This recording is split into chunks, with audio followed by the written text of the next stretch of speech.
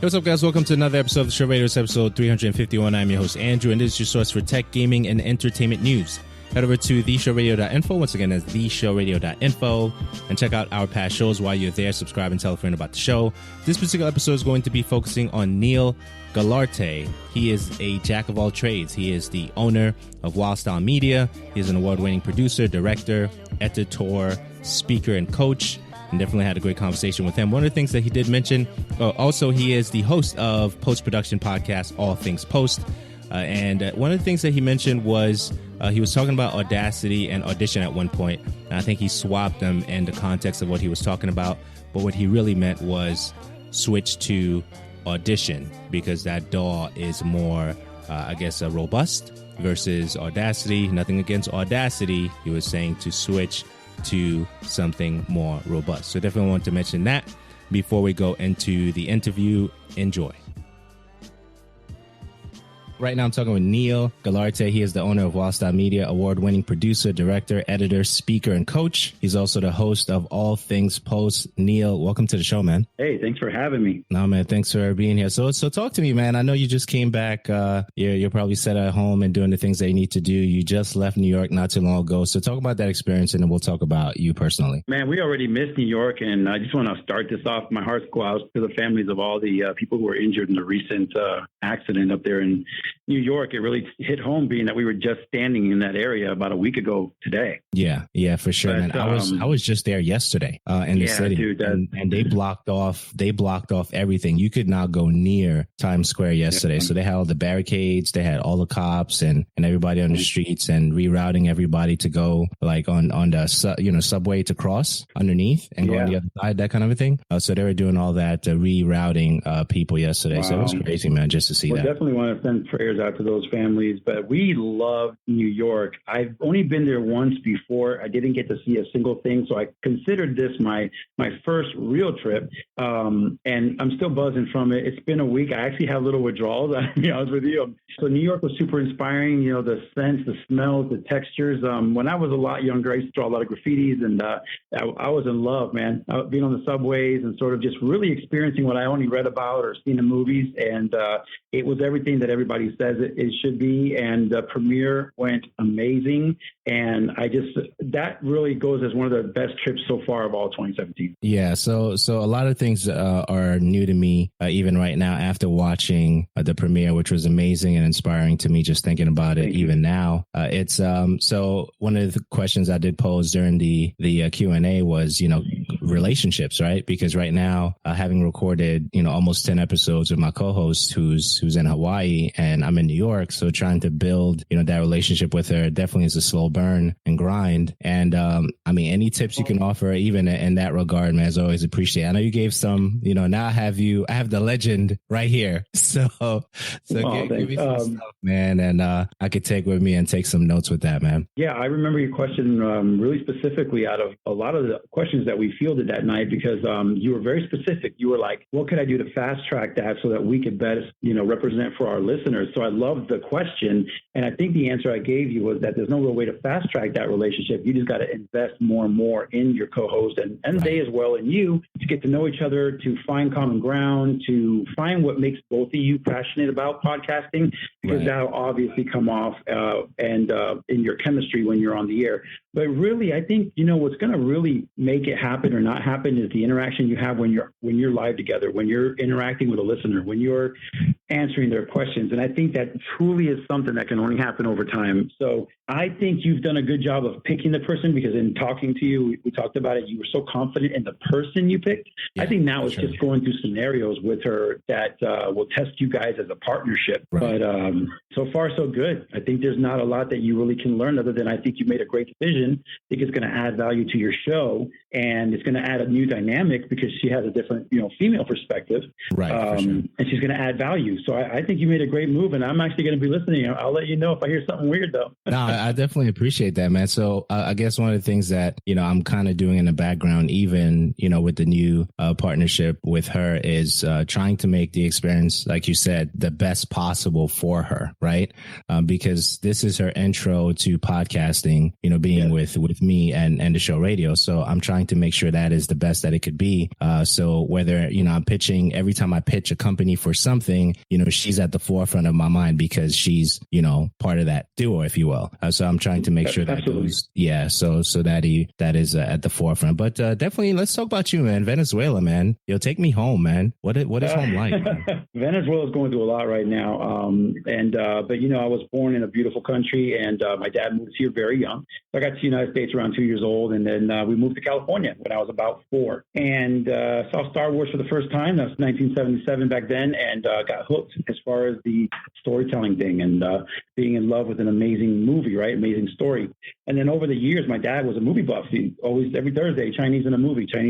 And I really got hooked on storytelling.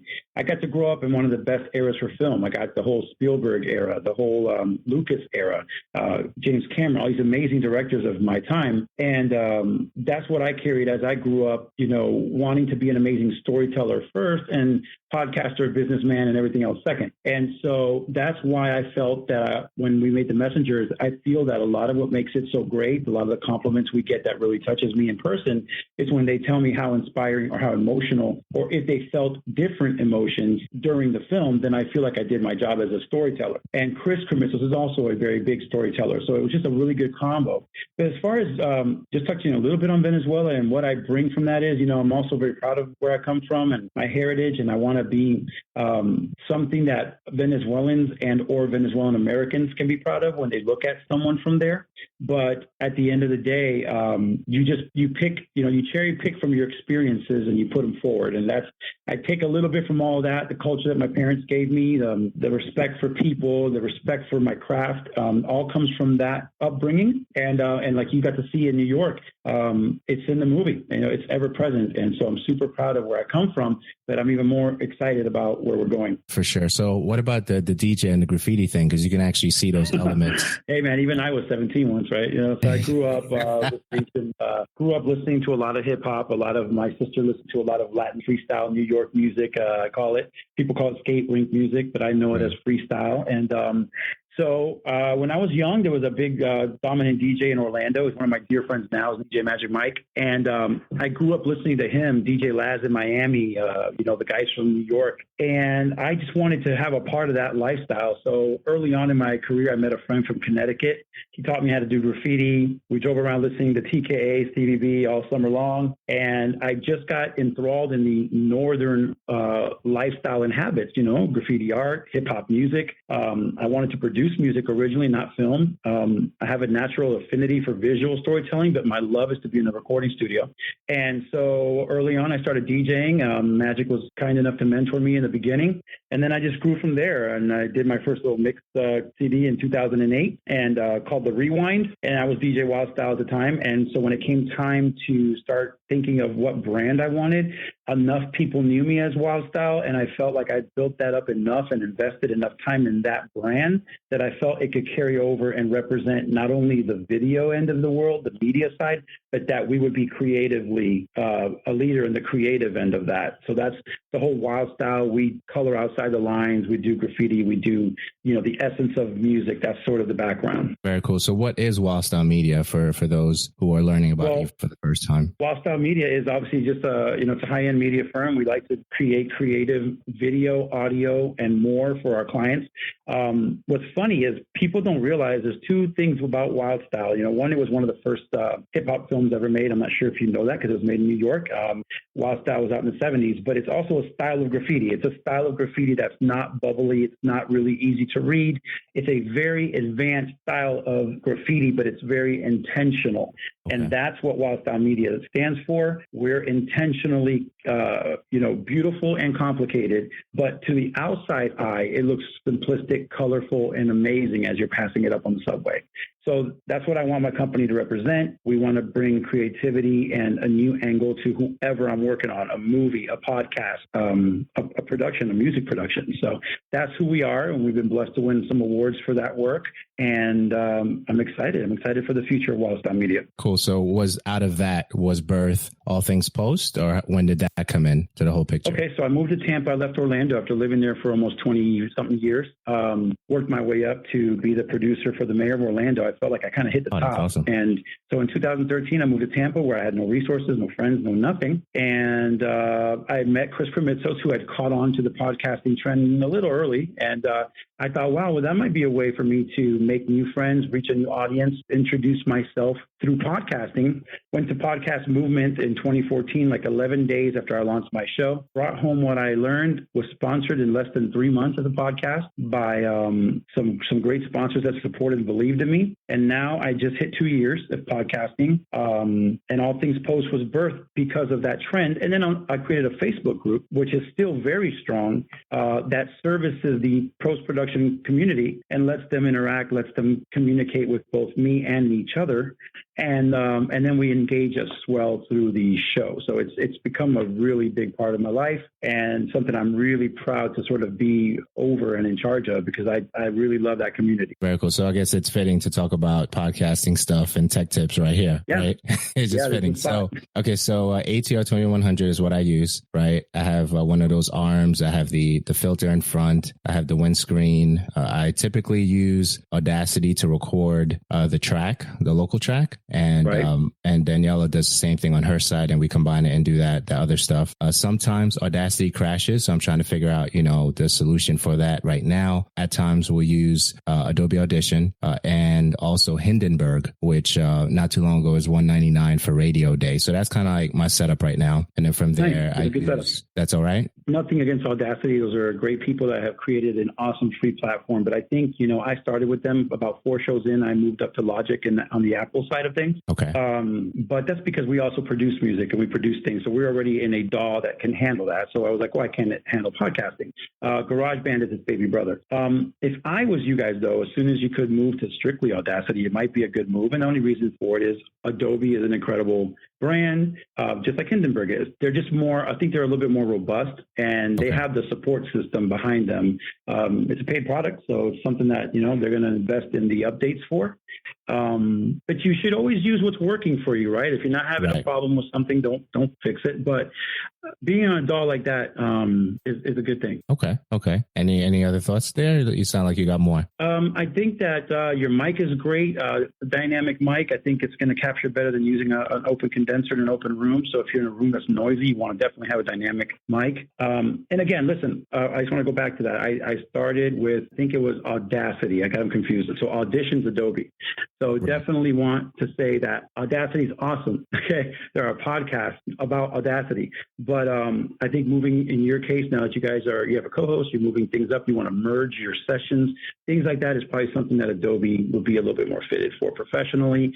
I use, the only difference between what I hear from yours and mine is I have an interface by Focusrite that I like to use. Okay. I like the Focusrite interfaces. They have really clean preamps, so sort of warms your voice up a little bit. And I've used many different mics, and they all sound great. And but I think if you introduce an interface, then you can run your ATRs through XLR instead of USB, right? Gotcha. And that would give you a little more control, because the interface will let you control the volume and things like that a little bit better. And of course, you're going to benefit from the preamp of whatever name brand you choose. So, but other than that, it sounds like you have a solid system. I appreciate that. Okay, so filmmaking and YouTube. So sometimes I'll do, a couple of videos there, put them together as a trip or family trip or anything like that. Or I go to a showcase for a clothing line and just do a little video stuff there. So what's the mindset, individuals should have when they're doing, whether it's 3 to 5 minute videos and things like that on YouTube? And what are your core tips when it comes to filmmaking today. Yeah, now you're going to get the passionate side of me. I don't care if you're doing a 30-second video on YouTube, a polished vlog, a quick little recap of an event, or a full-fledged film, okay? When it comes to doing video aside from audio, you have to be intentional. People like to copy, for example, I'm not sure if you're familiar with Casey Neistat. He's a huge YouTuber. The sunglasses guy. Yeah. And for many years, people thought he's not intentional. He's just cutting fast. He's choppy. He cuts the music in half. Just the opposite. He's extremely intentional. All of that look, vibe, and feel was totally pre-planned. He admits it in some of his own videos. And so the approach that I say is be an intentional storyteller, because when you're telling a story, you have to take people on a ride. So if you're going to go on YouTube and you're going to go through the effort of shooting video, don't use your camera as an eyeball. Be intentional with your shots. Shoot a lot of B-roll to put over the parts where you're talking and when you're shaking. And take a little time to become a good editor, and don't just chop things up. Read up on the craft of editing. Or if you want to make a lot of editors happy, find a buddy that edits and give him an opportunity. Know if you're the person that should be creating the content or cutting the content, or both. And I think that's the best advice I can give people. But no matter what, be intentional. You're on there. I'm clicking to watch for a reason. I think a lot of videos fall flat because they just don't know where to go with it, and they just want to have a video on YouTube for the sake of doing that. So no different than if you're podcasting. Be intentional. Be a good podcaster. That's what's going to make people rise to the top like he did and be unique. And then he inspired a ton of vloggers. I mean, I vlog, and it's a challenge. I'm editing one now. It's a challenge to tell a fun story that I take weeks, maybe up to a week or two, to cut my single vlog that runs 8 minutes. And you think I cut movies, I should be able to cut a vlog in a day, but it's not true. I'm very intentional. So that's my advice. Very, very cool. Okay, so one more thing with podcasting, and then we'll talk about the Messengers documentary. 64K mono, 96, 128. What do you say is the go-to for? I like to be in 96 as a safe zone, right? Because it can't hurt to have a little better. Yeah. But when you go a little too high or a little too low, that's where you start to experience little clippings and noises. 96 is pro enough that a pro could take your audio and use samples of your audio on the radio, but it's low enough to not be a huge draw on bandwidth for your listener. Very cool. Very cool. It's a number I like to be in around that range. Thank you for that, for sure. Okay, so the Messengers podcast documentary, we started talking about that at the very top, but great, inspiring film, and I definitely want you to, give, if you can, I guess depending on what route you want to go with, trials and triumphs during making that film, and then we'll talk about some other things before we close. Yeah. Well, listen, if you want to hear me cry for a good 40 minutes, just go out to iTunes and look up the podcast of the same name. It's called The Messengers, and it's basically a podcast about the making of the film. And everything from having to go through some trials and tribulations with our editor, everything with the passing of my father-in-law, all of that was captured in real time, no faking it, and put into that show. It's actually hard for me to listen to it. But as far as technical stuff, for those of you that are out there that are listening because you are a tech guy and you like editing or you're inspired by filmmaking, this film was 800 gigabytes or so of data. It was a very big monster on my computer. It was it ate up my hard drives, but it was also 800 gigabytes of amazing, beautiful footage. We had 4K drone footage. We shot it in DSLR. As well as the GoPro Session 4 Black. And we combined all of those together to make The Messengers. Audio was recorded on a Rode wireless kit from Rode Mics out of Australia. And the rest of the audio magic was done by Ralph Lugo out of RLJ Audio in Orlando. So that's kind of the tech side of The Messengers. Okay, very cool. So now do you feel, based on the footage and the extra content that you have, you can make 2 or 3 more? And to do origin stories in the future? I'm sure your listeners and you know Danny Pena of Gamertag Radio. You're a dear friend of ours. We have enough Danny Pena footage to probably complete a Gamertag documentary if we were able to invest in just a little more recording to get their life backstories. But as far as them as a podcast unit, we certainly have enough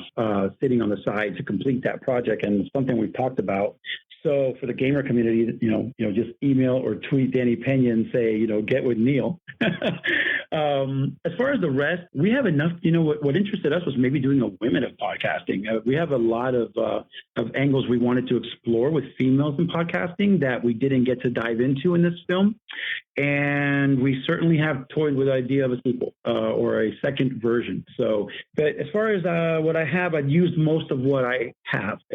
We just had a lot extra because I followed Danny to California, and I shot a ton of LA-based stuff that could almost be isolated at this point. Okay, so are you doing E3 again this year? I really want to do E3, and so I don't want to sound wishy-washy. I'm always telling people to be decisive. I am still making some moves to try to get out there, but it's not looking like I may get out there this year. Right now, we're also traveling a lot. As you know, we were just in your hometown. We were in Miami the week before that, Tampa the week before that. So there's just a lot of travel to screen the film, and that's sort of impacting my travel schedule. I missed NAB this year, so I'm not certain about that answer, but I certainly would love to. I enjoyed meeting all you guys out there and spending time with you guys. Okay, very cool. I definitely hope that happens for you if it's on the table, if it's still on the table. If it is, I'm going to hang out with you. Yeah, hopefully, right? It'd be great if I can get out there this year as well. So, you mentioned traveling and different things that you the different places you've gone. I know Guatemala is one. I know Puerto Rico is definitely one. What happened with Puerto Rico and the drone? So the drone was brand new, and we had flown it in Guatemala pretty successfully, but we were at 7,000 feet elevation. So we were taking off from that height. So, of course, it's easy to get a beautiful shot. You just got to go up. But when we went to Puerto Rico, we were battling a storm that was coming in. We were shooting the ocean. It's some beautiful shots you'll see in the movie. I was trying to get this little flag that was in the middle of the water, about maybe 200 feet into the ocean. And so I flew out to it. The clouds still hadn't rolled in. And as I started flying and backing up, I tried to avoid the palm trees. And at that point, a very big gust of wind took the drone, and it tried to auto-calibrate, and it landed in a very tall palm tree. Wow. By the time our buddy James Van Pruyen climbed up that tree, a storm was starting to come in. It was starting to sprinkle, and we were really, really afraid of losing a brand new, $1,500 investment because it was going to get drenched. And the other problem was the motor was still trying to spin because it was some of the palms were wrapped around it, so it was trying to, and it was going to burn out the motor. So there was a rush to get up there and shut it off, and there was a rush to get it off the tree. The last part of that story that made it really funny is he basically told me he wouldn't save it unless we put it on Facebook Live. And so a lot of people got to have a really enjoyable experience watching a whole bunch of us that were kind of overweight with little shirts on, trying to get looking like baby Huey that lost a drone, trying to get a drone out of a tree. But it was awesome, man. You know what? I still got the scratches on it, and I left it on there, and I just remember Puerto Rico every time I look at it. Scars for life, right? It's fun, and as a filmmaker, you guys invest in gaming and in tech. You spend money on this gear. Our cameras are $1,500 to $4,000 every time. Drones are $1,500 on the cheap end, and it was an investment that was brand new. I certainly didn't want to lose it, and we needed it. It became the star of the film. If you watch the movie, you have the shots that are drone shots. Yeah. And we even named it Iceman because it's a white Phantom 4, and it was great, man. But Puerto Rico is definitely a beautiful trip, a lot of bonding and beautiful footage. Definitely. Okay, so as far as video games and even some comic stuff, we'll definitely talk about some comic stuff before we close out. So video games, man, what are you playing? Are you playing anything? Do you have like your top 3, top 5 that you've, what's going on with that with you? I think Danny gives me pow because I'm an old schooler, right? So, I just turned 44 and I'm still playing Halo 5. Nice. Okay, well, Halo was good. Game. I know there were different, conversations around, Halo, but Halo is still one of the staples of FPSs. I mean, I picked up an Xbox One, and my most recent games, I had Titanfall 2. I was playing for a hot minute recently. Definitely wanting that new Injustice. I liked, it's a game, I don't know if a lot of people liked it, but I enjoyed Rise when it came out, the Gladiator game. And there's a new one that I really want to get right now, the NBA Playgrounds. I really like that because I'm an old NBA Jams player. Yeah, for sure. And NBA Street. I think I played that to death until my thumbs hurt. I got the Forza. So, I love car games. I love basketball. I love, my favorite title on all Xbox is obviously the Call of Duty series. So loving that. I just got the brand new one for my birthday, so I'm dying to crack that open. Other than that, I wanted to get Battlefront when it came out. I didn't get it. So I'm a little behind in the games, but, now that I'm pals with Danny Pena, he's making sure that I'm catching up quick. And you named some good titles, man. They're pretty recent titles, the ones you named. Yeah, I mean, I'll be really honest with you. I just don't get to play as much as I used to now. About 5-6 years ago, I had every single box in my room. I had a PlayStation, an Xbox, and I played the newest of everything. And once I started doing my business full time, gave up my cozy day job, I really stopped DJing, stopped gaming. I kind of had to set that side of me aside to become the person I've been able to be blessed to become. And so it's just now that I'm getting back to the things I love. I recently started drawing again. I started gaming a little bit more frequently. I started a new vlog and sitting here with my friend Jason, we're showing him the music production side that I'm just now reinvesting in some equipment in my studio. But I had and this is maybe something for your listeners, you have to give something up to reach the goal, and then you go back and you pick up all those pieces. Wow. You don't have to give it up forever. You just got to set it down for a second so you can climb higher. And I had a lot of distractions that were hobbies, but they weren't furthering my growth. And so now I'm in a place I want to be, and then now I'm going to go back and grab those things and do them at this new elevated place. You know what I mean? Definitely. So picking up the pieces, is a book in order soon? Are you thinking about writing a book? Funny you said it, man. Everybody my friend in California, he's a big-time realtor. He's been wanting to do one with me for a long time. I do, but not right now. I think there's a little bit more for me to learn before I try to be teaching, and not that I can't share at any point of my life, but I'm still in learning mode. This movie has taught me a million lessons, but certainly it's in the future. Absolutely. If I could share my journey and inspire somebody, that would be so cool, man. But right now I'm learning from a lot of people, and I'm really enjoying where I'm at, meeting new faces and realizing how little I know. And I love it because it's making me go to a different level. Very, very cool. Okay. So DC versus Marvel, man. So I know you mentioned that you're thinking about the new Injustice game.